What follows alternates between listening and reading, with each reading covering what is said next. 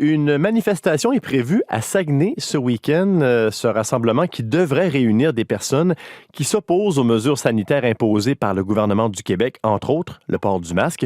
On sait que c'est un sujet très sensible qui divise plusieurs personnes et parmi les arguments des opposants, on mentionne souvent les droits et libertés qui seraient bafoués par le gouvernement. Est-ce que c'est un argument qui tient la route? Pour en parler ce matin, Frédéric Bérard, chroniqueur pour le journal Métro, avocat et spécialiste en droit constitutionnel. Frédéric Bérard, bonjour. Bonjour. Comment est-ce que vous réagissez lorsque vous entendez des personnes, justement, qui citent la charte pour manifester leur mécontentement? Aïe, aïe, aïe. Il y a beaucoup de constitutionnalistes au Québec. Hein? J'ai compté, là, j'arrive à 8 300 000. Tout le monde a cette idée. Malheureusement, c'est pas tout à fait comme ça. C'est pas aussi simple que ça. Je vois pas, moi, de droit ou de liberté qui puisse être aussi périmé par les mesures du gouvernement Legault. Faut pas oublier quelque chose. Là. On vit, évidemment, c'est le problème de base parce que ces personnes-là nient l'évidence. Là. Et l'évidence, c'est que nous faisons face à une pandémie qui est mondiale, qui a fait pratiquement 6 000 morts au Québec. C'est pas un hasard. Là. Et donc, vous allez plaider le droit de quoi? Le droit d'infecter les autres parce que vous voulez pas mettre un masque 10 minutes au Walmart, c'est parfaitement absurde. S'il y avait un droit qui pouvait peut-être, et je dis bien peut-être, puis je n'y crois pas, là, mais être invoqué, ce serait ce qu'on pourrait appeler le droit à la liberté. Mais c'est parce qu'il n'y a aucun droit ni aucune liberté, incluant celle-là, qui soit absolue. C'est-à-dire qu'il faut l'interpréter à la lumière des intérêts collectifs. Les intérêts collectifs, ici, c'est quoi? Ben, évidemment que le gouvernement tend à protéger l'ensemble de la santé publique. Donc, dans ce cas-ci, je vois mal comment un juge pourrait leur donner raison. Justement, vous avez fait des recherches dans le courant des dernières semaines. Vous donnez souvent comme exemple une décision qui a été rendue en 2018. Ouais, oui. On parlait de l'arrêt de la Cour d'appel du Québec dans l'arrêt 5, probablement. Oui, pour les camionneurs. Oui, c'est ça. J'avais pas le 2018 en tête. Oui, exactement, les camionneurs. C'est-à-dire que, je pense que c'est un exemple qui est intéressant. Certains Sikhs plaidaient que ils ne pouvaient pas porter le casque protecteur. Pourquoi? Parce que leur liberté de religion l'interdisait. Leur religion, en fait, l'interdisait comme telle. Or, la Cour d'appel a dit oui, c'est effectivement, votre liberté de religion est ici brimée, mais comme j'expliquais tout à l'heure, comme tous les droits et libertés individuelles doivent être interprétés à la lumière des intérêts collectifs, ici, nous sommes d'avis, Cour d'appel, que les intérêts collectifs doivent primer sur votre liberté de religion et donc vous devez porter le casque comme tel. Et ça, je pense que il y a des exemples comme ça, il y en a plein la cour. Là. J'ai pris un exemple récent, mais je suis assez certain que la majorité de nos chers complotistes devaient être assez d'accord avec cette décision-là, disant ben oui, ben c'est vrai, hein, il n'y a pas rien que ça la liberté de religion dans la vie, donc si t'es pas content, ben retourne chez vous. Ben c'est un peu ça qu'on peut leur dire aux complotistes. Si vous n'êtes pas content, ben restez chez vous. Frédéric Bérard, on sait qu'on est dans une société de droit. C'est quoi les dangers ou les risques lorsque les gens, justement, s'appuient sur la Charte des droits et libertés constamment pour, justement, manifester, prendre leur droit de manifester? Ben moi, évidemment que je pense que l'État de droit est un socle de nos sociétés. Je pense qu'on doit le faire respecter, cet État de droit-là. Mais ici, c'est pas de ça dont on parle. Les complotistes ont créé un État de droit, en fait, je dirais même pas ça, ont créé une société de droit dans leur tête qui est parallèle. Elle n'existe pas. Ils plaident à peu près n'importe quoi. Ils nient les évidences et arrivent avec des trucs genre mes droits et libertés permettent que, alors que je suis pas sûr, moi, qu'il y ait un avocat qui soit capable de rendre une opinion juridique pour leur donner raison là-dessus. Puis si c'était le cas devant la Cour, je pense que tout ceci volerait probablement en mille miettes. Donc, c'est ça qui est problématique, c'est qu'on crée un univers parallèle. C'est facile de dire mes droits sont brimés, oui, mais OK, mais c'est basé sur quoi? Et puis moi, j'ai fait plusieurs entrevues, comme ce matin, sur ce sujet-là, et je reçois après ça des messages de haine. Je vous passe les détails. Pourquoi? Parce qu'on me dit que j'ai pas raison. On me dit que je suis corrompu, que je suis à la solde d'Arruda, l'OMS, fouillez-moi quoi. Alors que tout ce que je fais, c'est donner une simple opinion juridique de base sur quelque chose qui est, à mon avis, très, très facile à comprendre et probablement même indéniable, en quelque sorte.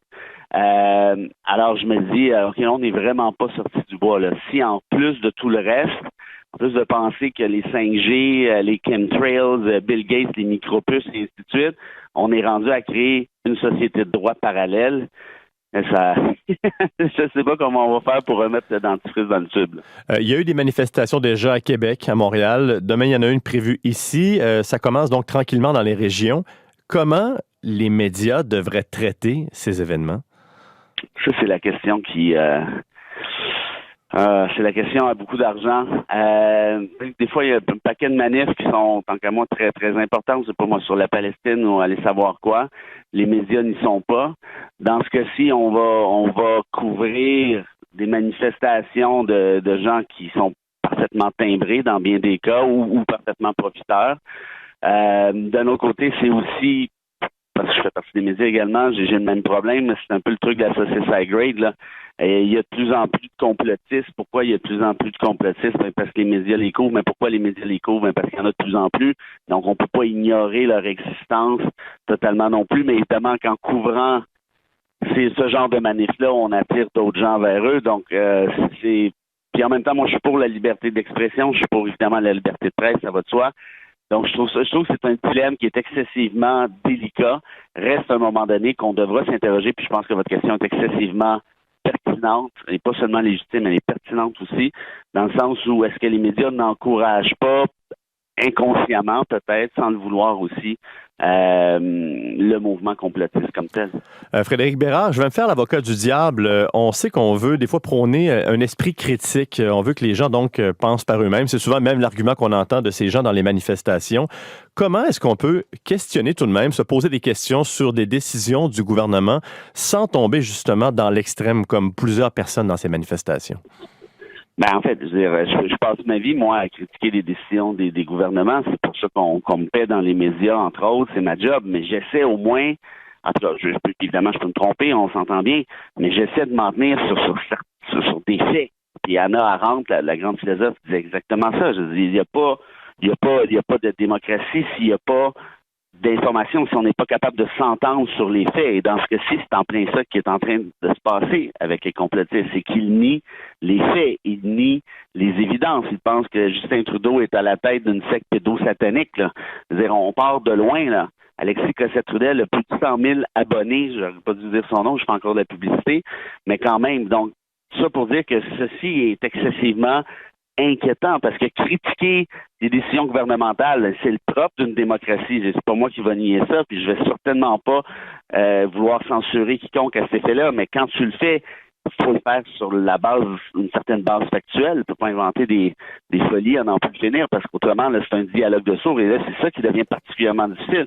Comment ouvrir un dialogue avec ces gens-là et le maintenir alors qu'ils te parlent de chemtrails que des agents spéciaux du gouvernement apparemment nous balanceront sur la tête.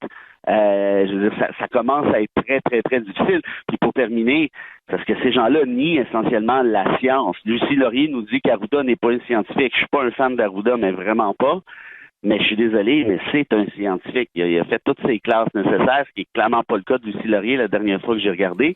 Puis ça se demandait si ces gens-là, quand ils vont aller voir le médecin qui va leur annoncer, ben vous avez un cancer, monsieur, madame chose, mais ils vont faire quoi? Il va dire l'espace, tu sais pas de quoi tu parles, j'ai regardé sur YouTube puis tout est beau. Bon, ben là, si on est rendu là, OK. Mais la prochaine étape, c'est quoi, ça, par contre? Ça, c'est encore plus inquiétant parce qu'en plus, il y a une certaine violence dans ce mouvement-là. Là. Le mouvement Quanon et compagnie, là, je veux dire, il y a des méchants dangereux là-dedans. Là. Donc, est-ce qu'on va pas se ramasser avec un autre problème sous les bras rapidement? Tout ça pour un petit masque de rien du tout, pensez-y. Alors, quand ce sera un peu plus grave, je sais pas moi si le gouvernement revient avec une prochaine mouture, avec le projet de loi 61, là, on sait qu'il est mort, mais l'idée de même, elle, va être maintenue dans une autre forme. Est-ce qu'on pourrait assister à certaines violences? De toute évidence, je pense que oui. Et là, on gère ça comment rendu là? C'est une sacrée bonne question. Frédéric Bérard, donc, ce sera à suivre. On va surveiller vraiment ce qui va se passer demain. Je rappelle que vous êtes avocat spécialiste en droit constitutionnel. Les gens peuvent vous lire dans le journal Métro, également sur les médias sociaux. Vous avez une page Facebook, également sur YouTube. Merci beaucoup pour ces réflexions ce matin. C'est un plaisir. Au revoir. 7h29.